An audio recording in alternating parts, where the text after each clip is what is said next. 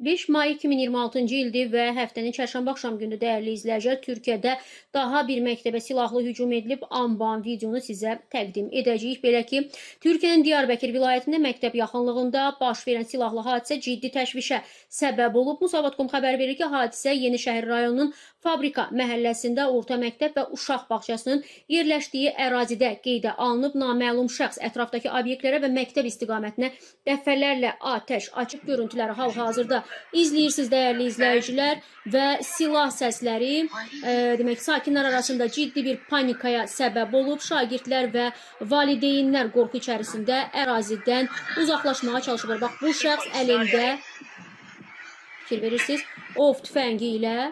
Bax, sonra isə sakinlər onu zərərsizləşdirir, ağzı üstə yerə yıxır və bu cür zərərsizləşdirməyə çalışılır. Məlumat daxil olduqdan sonra isə çoxsaylı demək polis qüvvələri hadisə yerinə cəlb olunub. Hüquq mühafizə orqanlarının operativ müdaxiləsi nəticəsində isə silahlı şəxs qısa müddətdə zərərsizləşdirilərək saxlanılıb. Görüntülərdə onun necə zərərsizləşdirildiyi qeyd olunur və hadisə şahidi Yunus Gəncər isə bildirib ki, hücum edən şəxs əvvəlcə mağazalara, daha sonra isə məktəbə tərəf atəş açıb. Onun sözlərinə görə hücumçu nasoslu ov tüfəngindən istifadə edib və insanlar da canını qurtarmaq üçün qaçmağa məcbur olublar. Faktla bağlı isə araşdırma aparılır dəyərli izləyicilər.